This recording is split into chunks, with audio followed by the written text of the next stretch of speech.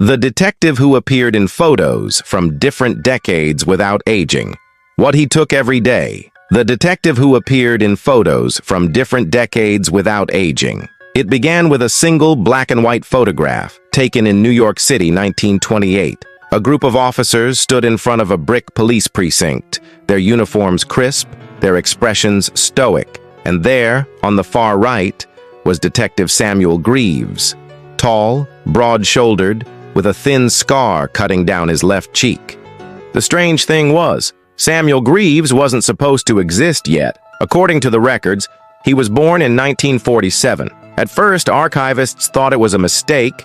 Faces can resemble, but the same man kept showing up in crime scene photographs from 1935, mugshots from 1952, even candid snapshots from 1974 and 1989. Always the same eyes, the same scar, the same unchanging face, and the strangest part? Each time, he was listed as Detective Samuel Greaves in the official reports.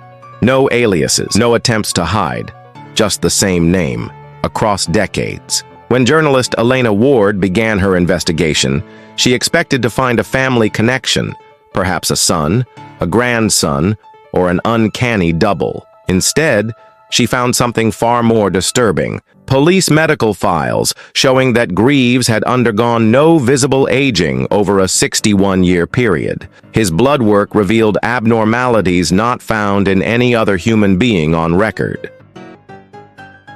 And then came the whispered detail, the one every retired officer seemed too frightened to explain. Samuel Greaves, they said, drank something every morning before reporting to duty. Something from a small, unmarked glass bottle he carried in his coat pocket. Something that smelled faintly of iron. The human face changes. Skin folds with time. Eyes lose their sharpness. Hair thins or grays. That's why the case of Detective Samuel Greaves was impossible to ignore. His face did not change. Not in 1928, not in 1954, not in 1989. The man remained identical. When this anomaly first surfaced, it was dismissed as a coincidence, an old family resemblance, a curiosity for local history buffs. But the more you dug, the more impossible the explanation became. Greaves wasn't just a man who appeared in police records across decades. He was actively working in those decades, signing reports, solving murders, appearing in front of judges who swore they had known him for years, yet never noticed that he did not age a single day. Every scrap of evidence pointed to something deliberately hidden. Medical records with missing pages, payroll documents marked restricted, witnesses who refused to speak on camera. And then there were the bottles, tiny, glass and unlabeled, found in a locked drawer in Greaves's former apartment. Whatever he drank from them each morning was the one detail repeated by everyone who had ever worked with him. A detail they spoke about only in hushed tones. In this investigation, we'll follow every fragment of Greaves's life. We'll dig into the archives, the crime scenes, and the eyewitness accounts that seem to defy time itself. And we'll ask the question no one has dared to answer in public. Was Detective Samuel Greaves human, or something else entirely? Before we begin, make sure you subscribe, like this video, and comment below. Which country and city are you watching from? This story will take you down corridors where history, crime, and the unnatural meet. By the end, you might question the very nature of time and the cost of cheating it. Chapter 1. The first photograph. The photograph had no reason to exist. It was stored in a brittle manila envelope deep in the municipal archives of New York City, the date etched in neat typewriter ink, March 12, 1928. In it, a line of police officers posed stiffly in front of a precinct wall, their eyes squinting into the pale winter sun. Most wore the stern, tired expressions of men used to bad news, but on the far right, half in shadow, stood a figure whose presence would unravel nearly a century of recorded time. Detective Samuel Greaves. He didn't belong there.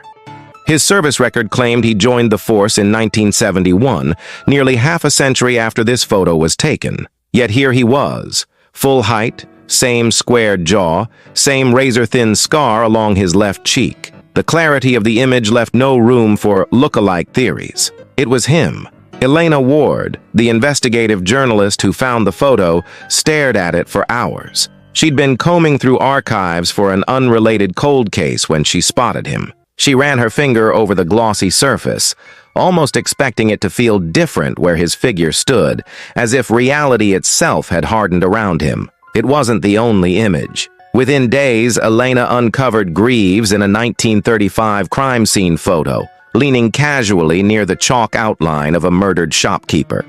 In 1952, he appeared in a press photograph, shaking the hand of a mayor who had died before Greaves's supposed birth year. His face never altered. His eyes were always sharp. What unsettled her most wasn't his presence. It was his expression. Across decades, across changing fashions and city skylines, Greaves always wore the same faint, knowing smirk. It wasn't pride. It wasn't arrogance. It was something closer to recognition, like he was aware of whoever was looking back at him, no matter when they lived. She dug into police rosters, expecting to find family ties, perhaps a grandfather with the same name. There were none. No birth certificate for Samuel Greaves existed before 1947, yet dozens of officers swore they'd worked with him long before then. One even claimed Greaves had been a detective when he was a rookie, in 1929. That rookie had retired in 1964. Greaves, on the other hand, was still taking cases in 1991. The city records department grew nervous. Twice, Elena's requests for archived personnel files came back stamped restricted. When she called an old clerk off the record, the woman whispered, "They told us not to talk about him, especially not about the bottles." Then she hung up. 2 weeks later, Elena received a package. No return address. Inside, 4 photographs, each from a different decade, each showing Greaves at a crime scene. In every one, his right hand was tucked into his coat pocket, clutching something small and cylindrical. On the back of the last photo, written in a hurried scrawl, were 5 words: "He drinks before he kills." Elena didn't know whether to believe it, but she did know one thing. Greaves's trail wasn't cold. The last confirmed photo of him wasn't from the distant past. It was taken in 2016, standing on a sidewalk in Times Square, and just like in 1928, he hadn't aged a single day. Chapter 2. The Last Witness. It was raining when Elena found him. A bitter, wind-driven rain that slicked the streets of Queens into black mirrors. The man's name was Harold Kemp, 86 years old, living alone in a peeling apartment above a pawn shop. He'd been a beat cop once in 1959, and according to a yellowed slip of paper buried in the archives, he was the last living officer who had ever shared a patrol car with Detective Samuel Greaves. When Elena mentioned the name, Harold froze. His watery eyes narrowed, and his grip on the chipped mug of coffee tightened. "I don't talk about him," he muttered, voice cracking with something that was neither fear nor anger, but a mixture of both. She didn't leave. Instead, she laid the photographs on his kitchen table. 4 decades of Greaves untouched by time. Harold's hand trembled as he touched the oldest one. "That's him," he whispered. "Exactly as I remember.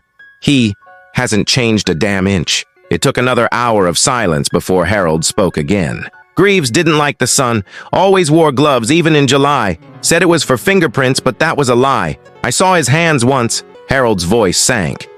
"The skin, it wasn't right. Pale, but not sickly. Almost like stone." He described a night in '63, a double homicide in the Bronx. Harold and Greaves had been first on scene. The victims were drained of blood, though there were no wounds anyone could explain. "He didn't call for backup," Harold said. "Didn't even check the bodies. Just pulled one of those little bottles from his coat, took a swig and smiled. A minute later, the coroner's van pulled up. No one ever asked how he'd called them so fast." Elena pressed for more, but Harold's eyes darted to the window. The rain had stopped, yet he swore he saw a tall figure standing across the street, watching. "You shouldn't have come here," he said suddenly, pushing back from the table. "He finds out you're looking for him.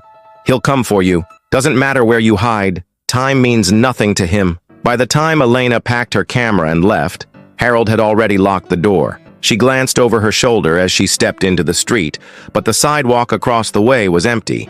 Only a faint reflection in the puddle remained, a figure in a dark coat, smiling. Chapter 3. The Bottles. Elena found the bottles by accident, hidden not in a safe or a hollow wall but in plain sight, where only a compulsive man would trust them. Greaves's last listed address was a rent-controlled walk-up near Hell's Kitchen. The landlord swore he hadn't seen the tenant in years, yet the rent never fell behind. In the bedroom closet, behind a row of identical charcoal coats, a shallow shoebox held 6 glass vials nestled in felt. No labels, no maker's mark. Each one sealed with black wax like a private sacrament. She lifted a vial to the light. The liquid inside wasn't red, not exactly. It shifted through shades, garnet to tobacco to tar, depending on the angle, as if the glass remembered former contents. When she tilted it, the meniscus clung to the side a heartbeat too long before surrendering. The smell through the wax was faint but precise. Iron, winter rain on old brick, and a sweetness that had no business living beside metal. Elena photographed everything, measured, logged, then slipped one vial into a lead-lined sample tube. The lab director at a private forensics firm owed her a favor. He agreed to a blind analysis after hours, joking about vampire juice, until he saw the chromatograph stall and restart twice, like the machine had hiccuped on a secret. "It's blood," he said finally, voice flattening. "But the proteins are wrong. Hemoglobin A plus structures I can't map. Coagulation markers are absent. Shelf life like this doesn't exist." He eyed the vial again. "Where did you get this?" The report included a second shock. Trace alkaloids consistent with nightshade and monkshood in vanishingly small concentrations. Dosages that would kill a human if not bound to something else. There were also peptides resembling those found in certain marine invertebrates, organisms that regenerate under stress. The cocktail made no pharmacological sense. It read like a dare to the natural order. On the last page, the director had scrawled a single line in pen. If this was consumed daily, the drinker should be dead or unchanged. Elena went back to the archives with fresh eyes. She pulled coroner's ledgers from decades Greaves had worked, isolating cases he'd consulted on but never signed. The pattern surfaced like bruises under a cold light. Victims anemic without trauma, bodies that resisted lividity, morgue temps failing to chill time. In the margins of a 1957 autopsy, someone had written, "Odd serum, clots refused to set." The coroner died the following year. The note was never cited in court. Witness statements from closed files carried newer echoes. A prisoner transport in 1979. Greaves steps into the holding cell, door swings shut. Camera malfunction for 19 minutes. When the feed returns, the suspect is slumped, pulse thready, lips tinted the color of old wine. Charge amended to medical incident. In 1990, an informant collapses on a bench outside the precinct. EMT records list sudden hypotension, yet the IV bag returns from the hospital empty, seal unbroken. Greaves signed the evidence chain for the bag. It was never logged again. What chilled Elena most were the photographs that paired with those anomalies. In 3 separate frames across 3 decades, Greaves is caught mid-motion, the vial just leaving his lips. Blink and you'd miss it. The angle of his wrist, the shine along the glass. Behind him, always, a shadow on the wall that didn't align with any lamp in the room, as if his body cast more than one time at once. She blew up the grain until faces broke into salt and smoke. The shadow held. The landlord, perhaps sensing a larger storm, produced an old key he'd forgotten, a second unit across the hall that Greaves paid for in cash. Inside, a table was set with a single place, white plate, linen napkin, a silver spoon laid across the rim. In the center, a brass bowl stained dark at the seam, its interior etched with symbols Elena couldn't place. Circles bitten by triangles, a ladder of crescents, letters that weren't Latin but pretended they might be. Heat had kissed the brass long ago. The metal wore blued fingerprints that were not hers. Under the table, she found a ledger. The handwriting was precise, columnar, devoid of ornament. Each entry marked a date and an address. Some were crime scenes she recognized, others were ordinary. Tenement floors, church basements, bridges with nothing to recommend them but midnight. Along the right margin ran a second column of initials: HK, VT, RD. Victims, witnesses, sometimes officers. A third column bore symbols that matched the bowl: a circle when the vial was full, a diagonal when spent, a black star when augment complete. The word augment kept repeating until it lost meaning, then returned with too much. On the final page, a short recipe, more geometry than chemistry, described proportions in degrees and spans instead of milliliters. 1 part taken at dawn, before glass brightens. 1 part harvested warm, before name cools. Stir counterclockwise until the shadow lengthens against the east wall. Do not drink on days when cats watch the door. The line would have been ridiculous if not for the residue crusted beneath it. Dark as dried plum and glossy as lacquer. Elena closed the ledger with both hands like it might try to breathe. Back in her apartment, the city's neon pushed through the blinds, combing the room into stripes. The vial she had kept, just one, sat upright on her desk, the wax seal unbroken. Elena recorded notes until the words turned brittle, then stood at the window and watched the reflection of her own face hover above the vial's patient shine. The question that had threaded every witness and coroner and ledger line finally stopped pretending. Whatever Samuel Greaves swallowed each morning was not medicine. It was maintenance. It fed something that refused to surrender him to years, and whatever it took in exchange rarely made the paperwork. Chapter 4. The Man in the Photographs. The first time Elena saw the composite, her skin prickled like it had brushed static. She had spent nights sifting through police archives, microfilm, and the brittle pages of old tabloids, but seeing them side by side, photographs spanning 6 decades, robbed the air from the room. The earliest image was from 1949, a grainy black and white capture outside the old Times Square precinct. A detective's badge glinted faintly in the suspect light, pinned to the lapel of a man with a square jaw, thick hair combed back, and eyes too steady for the chaos behind him. In the next frame, 1963, he was on the courthouse steps, speaking to reporters after a mob trial, jaw identical, hair unchanged, tie knotted the same way as before. By the 1980s, the photographs had color. In each one, Time's fingerprints were absent. No crow's feet, no sag at the jowl, no silver in the hair. Even his posture was carbon copied.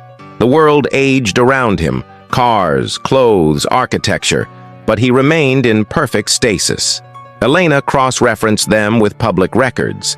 The names varied: Samuel Greaves, Samuel Graves, S. Greaves, but the badge number, when visible, was consistent until it vanished entirely after 1994. Witnesses from different eras recalled a man in charge, even when he wasn't in uniform, a presence that silenced a room before he spoke. She sent the composite to a contact at the FBI who owed her too many favors. Hours later, the reply came in encrypted. "Do not circulate this. He is not in our system. He should be. He has been photographed with 4 presidents, 2 in office and 2 decades apart. Facial recognition flags him as a 98% match to himself over a 72-year span.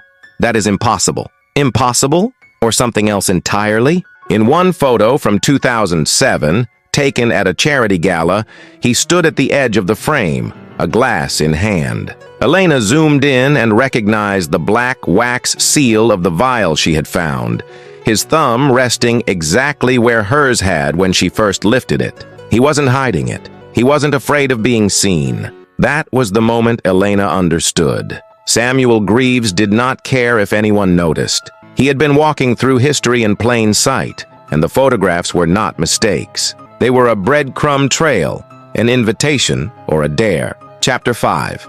The Witness That Shouldn't Exist. Elena's lead came from an unexpected place, a retired photojournalist named Walter Price. His career had been a slow orbit around political scandals, crime scenes, and the kind of award-winning shots that required both luck and timing.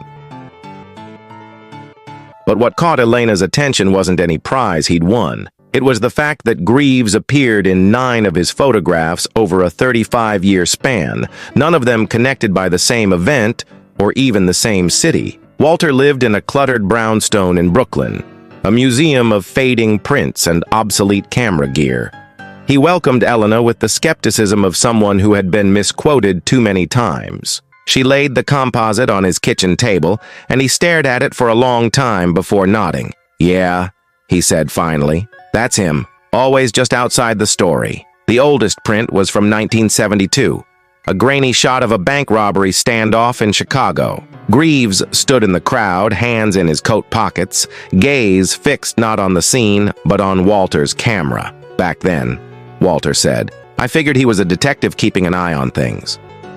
But then I saw him again in '85. Different coast, different crowd, same exact face, same stare. That's when I stopped thinking coincidence." Walter poured 2 glasses of rye whiskey and slid one across to Elena. His hands shook slightly, not from age, but from memory. "You know what's strange? I've never seen him blink, not once, even in rapid shots, frames per second. His eyes are always open, sharp as glass." He led her to a locked cabinet and withdrew a faded manila envelope.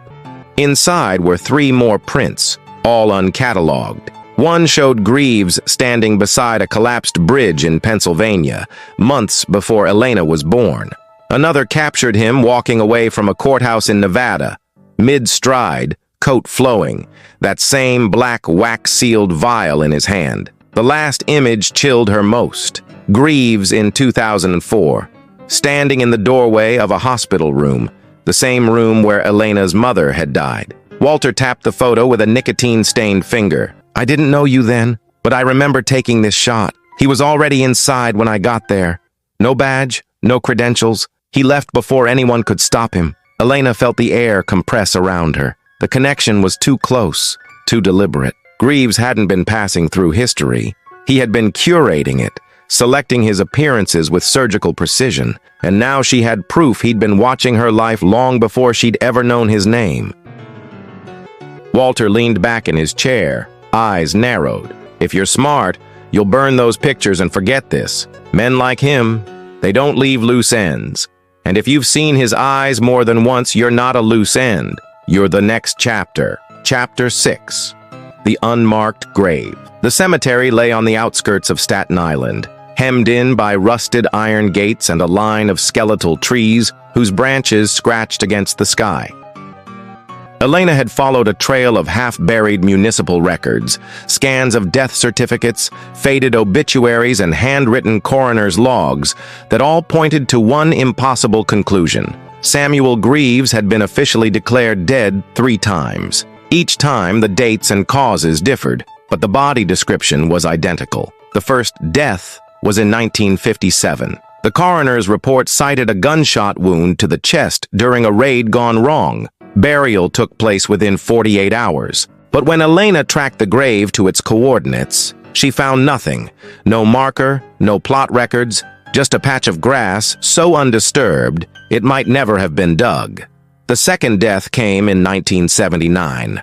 The death certificate, this time filed in Nevada, described severe blunt force trauma from a car accident. Again, burial was noted. Again, the gravesite was empty. A groundskeeper, now in his 80s, remembered the day well. "Closed casket," he told her, voice lowering. "Heavy as hell, but lighter when we lowered it. Didn't sound right when it hit the straps, like there was nothing inside." The third record chilled her most.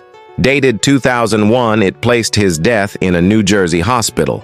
Heart failure. Yet, 2 weeks later, a photograph captured him standing in the background of a 9/11 press briefing, untouched by grief or age. The same black, wax-sealed vial hung from his fingers. Elena dug deeper, filing quiet inquiries under aliases. 2 archivists stopped replying altogether. A clerk who had been eager to help left her a final voicemail at 3:17 a.m., his voice shaking, "Don't call me again. He's not dead. He never was." By the time she stood in the silent cemetery, wind tugging at her coat, the truth was undeniable. Greaves's graves weren't memorials. They were camouflage, milestones in a timeline only he understood, and each one marked the place where another version of his life had been shed like a snake's skin.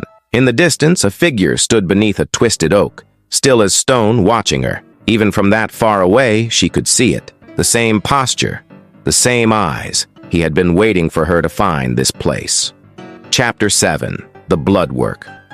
The lab tech looked uneasy as she slid the manila envelope across the stainless steel counter. "You didn't get this from me," she muttered, glancing toward the door as if expecting someone to burst in. Elena eased the flap open and withdrew a stack of medical reports, each stamped with the same name, Samuel Greaves. The dates ranged from 1968 to 2003, each tied to different hospitals across the country, none of which should have still had records that old.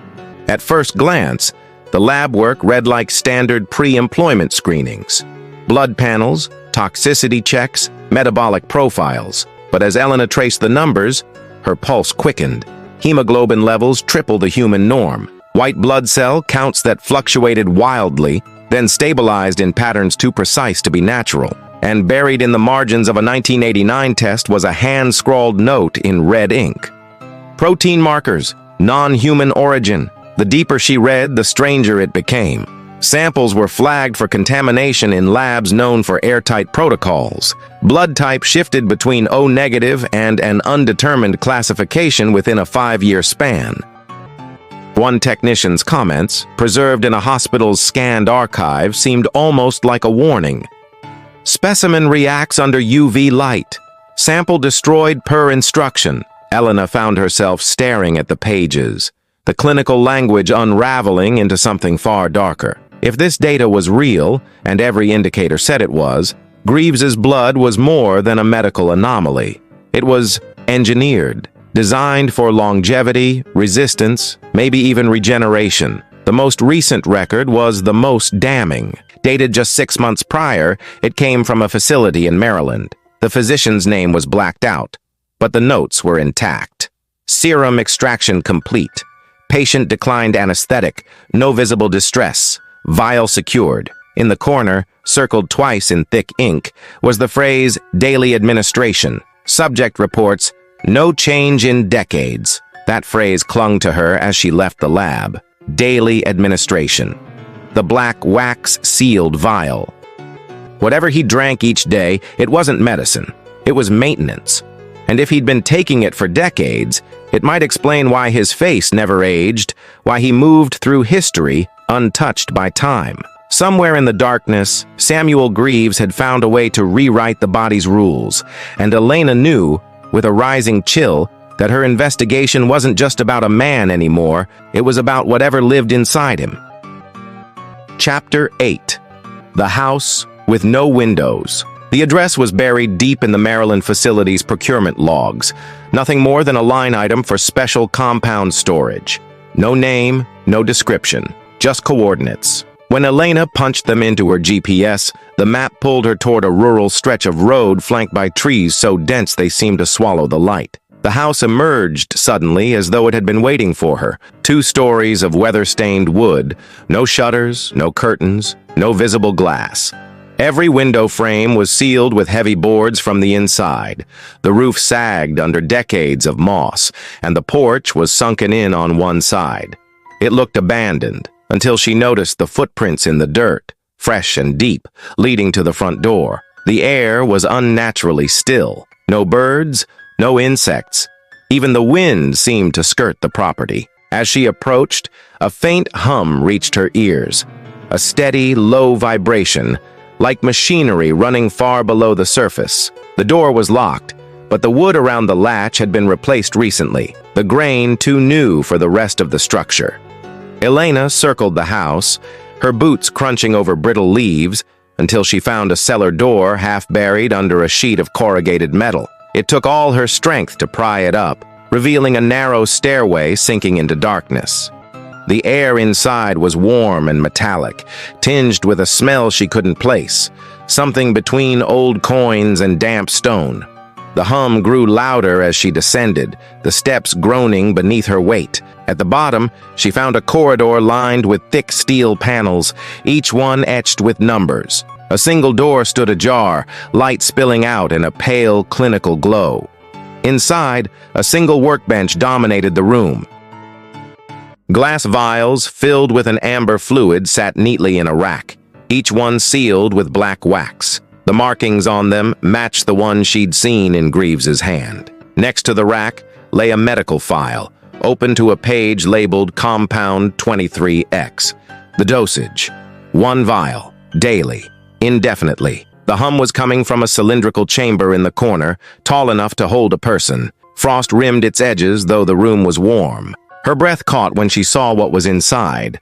A figure upright, eyes closed, features obscured by frost and condensation. But even through the haze, she recognized the shape of the jaw, the curve of the brow. It was Samuel Greaves, or someone who looked exactly like him. Chapter 9. The Twin. The frost melted in slow rivulets, revealing skin so pale it seemed almost translucent under the sterile light. Elena's chest tightened as she stepped closer. The man's features were unmistakable. The same hawk-like nose, the same thin lips, the same faint scar along the jawline that Samuel Greaves bore in every archived photograph. But this was no corpse. His chest rose and fell in a steady rhythm, breath condensing against the glass in ghostly pulses. His eyelids flickered, as though something deep within him was fighting to surface. The chamber's hum deepened, the floor vibrating faintly beneath Elena's boots. She scanned the control panel, her eyes locking on a flickering display. Stasis integrity, 99.8%. Another screen pulsed with a looping message. Cycle complete in 14 days. A second line of text scrolled beneath it in blood-red font.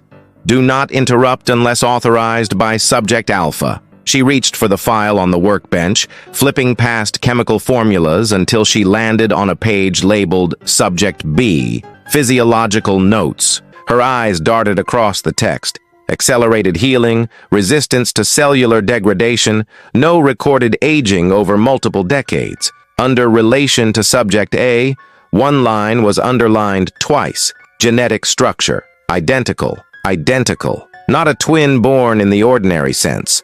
A perfect copy, but the note in the margin chilled her more than the sight of the man himself. Clone viability reliant on Compound 23X. Subject B remains inert without it.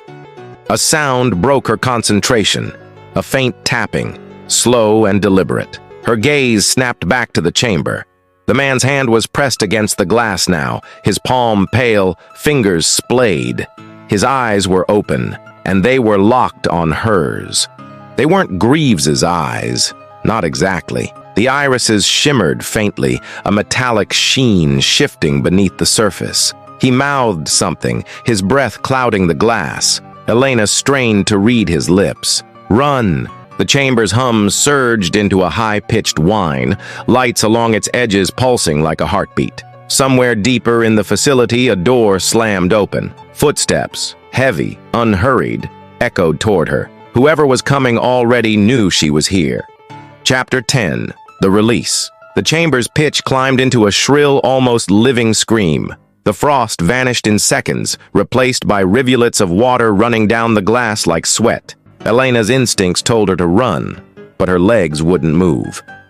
The man inside the chamber kept his gaze fixed on hers, the metallic shimmer in his irises brightening until they looked molten. A hiss escaped from hidden vents as the seal disengaged. The glass split open with a wet gasp, and steam rolled into the room. The figure stepped forward, bare feet silent against the steel floor. His movements were precise, almost too controlled, as if every gesture had been calculated in advance. "Who are you?" Elena's voice cracked, the words barely audible over the thundering in her ears. "I'm the one he doesn't want you to find," he said, his voice low, each syllable vibrating with a resonance she felt in her bones.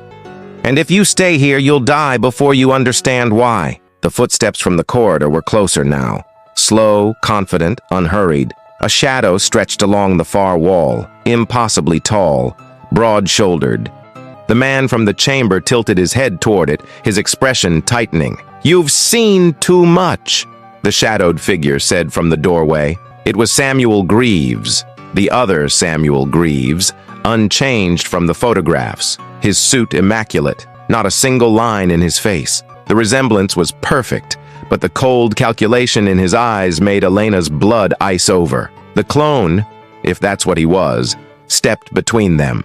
"Go, now." His tone was no longer pleading, it was an order. He reached for a vial from the workbench, smashed the black wax seal with his bare hand, and drank the contents in one unbroken swallow. The air seemed to change around him. His skin flushed, his posture straightened, and the hum of the chamber was replaced by something deeper, a pulse that made the walls tremble. Greaves took a step forward, his voice a calm blade. "That belongs to me." The clone moved faster than Elena thought possible, slamming the door shut between her and the confrontation. Metal groaned as locks engaged from the inside.